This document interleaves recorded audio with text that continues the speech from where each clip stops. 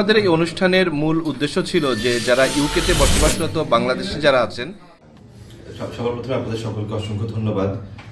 আমেরিকার অন্যতম বৃহৎ ইমিগ্রেশন ল ফার্ম রাজু লয়ের প্রিন্সিপাল অ্যাটর্নি রাজু মহাজন 3 দিনের সংক্ষিপ্ত সফরে লন্ডন এসেছেন। 3 দিনের এই সফরে তিনি আমেরিকায় বৈধ মাইগ্রেশন বিষয়ক কয়েকটি সেশনে অংশ নেবেন। বর্তমান সময়ে শিক্ষার্থী, শিল্পী, দক্ষ অদক্ষ কর্মী, ব্যবসায়ী ও সাংবাদিক সহ বিভিন্ন পেশার বড় একটি অংশ গ্রিন কার্ড সহ কিভাবে আমেরিকার অভিবাসন সুযোগ গ্রহণ করতে পারে তা জানাতেই মূলত এই আয়োজন। অ্যাটর্নি রাজু মহাজন লন্ডনে তার প্রথম সফরের উদ্দেশ্য ও কর্মপরিকল্পনা বিশেষভাবে তুলে ধরতে লন্ডনের স্বনামধন্য সাংবাদিকদের সঙ্গে বুধবার 22 মে দুপুরে লন্ডন বাংলা প্রেস ক্লাবে এক মতবিনিময় সভায় মিলিত হন। রাজু মহাজনের সূচনা বক্তব্যের পর সাংবাদিকদের নানা প্রশ্নের উত্তর দেন তিনি।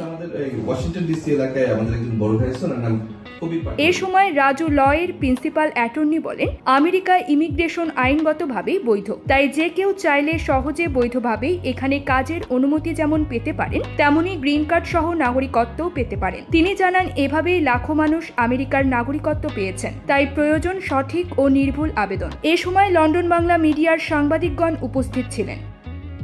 News desk, UKBD Times. আমাদের এই অনুষ্ঠানের মূল উদ্দেশ্য ছিল যে যারা ইউকেতে বসবাসরত বাংলাদেশি যারা আছেন তারা যাতে আমেরিকান ইমিগ্রেশন বিষয়ে বিভিন্ন তথ্য পেতে পারেন এবং তারা তাদের যে নির্দিষ্ট ক্যাটাগরি, আপনারা অনেকেই জানেন যে আমেরিকান ইমিগ্রেশনটা স্কিল বেসড ইমিগ্রেশন, আপনি যে ক্যাটাগরিতে কোয়ালিফাই করবেন সেই বিষয়ে যাতে জানতে পারেন, বিশেষ করে সঠিক তথ্য যাতে জানতে পারেন। আমাদের সোসাইটিতে অনেক ভুল তথ্য, মিস ইনফরমেশন, ডিসইনফরমেশন প্রচলিত থাকে, যাতে সঠিক তথ্য জেনে আপনার যদি আমেরিকায় ইমিগ্রেট করার ইচ্ছা থাকে, বিশেষ করে আপনার যদি আমেরিকায় ইনভেস্টমেন্ট বেসড ইমিগ্রেশনের ইচ্ছা থাকে, সেই বিষয় নিয়ে আলোচনা করা ছিল আজকে উদ্দেশ্য। এবং আমরা চেষ্টা করব ইউকেতে বসবাসরত বাংলাদেশি যারা আছেন বা অন্যান্য কমিউনিটি যারা আছেন তারা যদি আমেরিকা ইমিগ্রেশনের ব্যাপারে আগ্রহী হয় সর্বত সাহায্য সহযোগিতা দেওয়ার আমরা চেষ্টা করব। আপনি মেনশন করেছেন 40টি প্লাস অ্যানাদার 40টি, সেই 40টির মধ্যে কিছু ইজিয়ার প্রসেসিং একটু উল্লেখ করবেন কিনা? ধন্যবাদ। যেটা বললাম যে আমেরিকা ইমিগ্রেশনের দুইটা মেজর ক্যাটাগরি আছে। একটা হলো ইমিগ্রেন্ট ক্যাটাগরি, মানে আপনি যাচ্ছেন গ্রিন কার্ড পাওয়ার উদ্দেশ্যে বা গিয়ে গ্রিন কার্ড পাচ্ছেন, আর একটা হলো নন ইমিগ্রেন্ট ক্যাটাগরি, মানে হলো আপনি যাচ্ছেন একটা স্বল্প মেয়াদী কোনো উদ্দেশ্যে, সেই উদ্দেশ্য শেষ করার পরে চলে আসবেন। 40টার যেটা বললাম সেটা হলো নন ইমিগ্রেন্ট ক্যাটাগরি, যেমন ধরেন স্টুডেন্ট ভিসা, বা আপনি হয়তো ভ্রমণ করতে যাচ্ছেন, আপনি হয়তো টেম্পোরারি কোনো একটা চাকরির জন্য যাচ্ছেন। তো সহজ বলতে আসলে ডিপেন্ড করে, আপনার জন্য একটা সহজ, আরেকজনের জন্য হয়তো কঠিন, এক একজনের জন্য এক একটা সহজ, এক একটা কঠিন। এজন্য আমি সবসময় যেটা বলি যে সবার আগে প্রথম প্রশ্ন হলো আপনি কোন কাজে যেতে চান, সেইটার জন্য কোন ক্যাটাগরি অ্যাভেলেবেল আছে। যেমন আমি যদি একটা কথা বলি, P3 নামে একটা ক্যাটাগরি আছে, এখানে অনেক মিউজিশিয়ানরা, অভিনেতা অভিনেত্রী তারা আমেরিকায় গিয়ে অভিনয় করতে পারে, গান গেতে পারে, কনসার্টে পারফর্ম করে টাকা ইনকাম করে আবার চলে আসতে পারে। এখন আপনি যদি মিউজিশিয়ান হন, আমেরিকার একটা এজেন্সির সাথে আপনাকে কাজ করতে হবে, তারা আপনার কনসার্ট অ্যারেঞ্জ করবে, গান গিয়ে আপনি ইউকেতে ব্যাক করবেন, আপনার জন্য P3 ভালো। আবার আপনার যদি মিউজিশিয়ান না হয়, আপনি যদি পড়াশোনা করতে যেতে চান ইউনিভার্সিটিতে, তাহলে F1 ভালো। ডিপেন্ড করছে আপনার জন্য অ্যাপ্রোপ্রিয়েট ক্যাটাগরি কোনটা।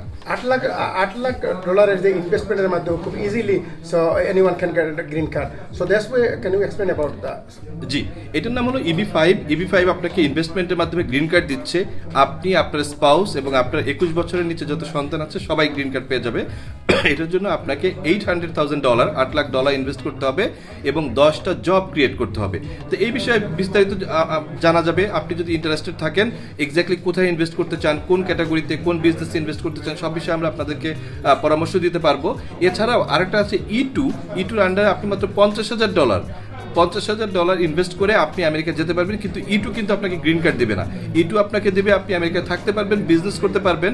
আবার E2তে গিয়ে আপনি যদি আস্তে আস্তে টাকা জমায় $8 লাখ তৈরি করে ফেলতে পারেন, তখন আবার আপনি EB5-এ যেতে পারবেন। এই জন্য অনেকে আসলে E2টাকে একটা টেম্পোরারি ভিসা হিসেবে নেয়, আমেরিকা যাবে, বিজনেস করবে, টাকা জমায় $8 লাখ করে EB5-এ গ্রিন কার্ড পাবে।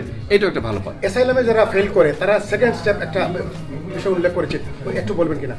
হ্যাঁ, ওটা আসলে অ্যাসাইলামের বিষয়টা হলো যে অ্যাসাইলামের যে স্ট্যান্ডার্ড, যে আপনি আমেরিকায় যদি আমেরিকার বর্ডারের যে কোনো এক জায়গায় গিয়ে আপনি অ্যাসাইলাম সিক করতে পারবেন, আপনাকে এস্টাবলিশ করতে হবে যে আপনার দেশে ব্যাক করলে আপনার লাইফের পরে থ্রেট, সাধারণত পলিটিক্যাল বা রেস, রিলিজিয়ান, জেন্ডার এসব কারণে সাধারণত অ্যাসাইলাম অ্যাপ্রুভ হয়। তো অনেক সময় দেখা যায় যে অ্যাসাইলাম অ্যাপ্রুভ হচ্ছে না, কারণ সে ইললিগাল পথে আমেরিকায় ঢুকেছে। তখন সেকেন্ড একটা অপশন আছে, এটাকে বলে ক্যাট, কনভেনশন এগেনস্ট টর্চার। আপনি যদি এস্টাবলিশ করতে পারেন যে আপনার লাইফের উপর থ্রেট আছে আপনার দেশে ব্যাক করলে, তাহলে অনেক সময় অ্যাসাইলাম অ্যাপ্রুভ না করলেও ক্যাটের আন্ডারে আপনি আমেরিকায় থাকতে পারবেন, কাজ করতে পারবেন, ব্যবসা বাণিজ্য করতে পারবেন, সবই করতে পারবেন, কিন্তু গ্রিন কার্ড পাবেন না এবং আপনার পরিবারকে নিতে পারবেন না।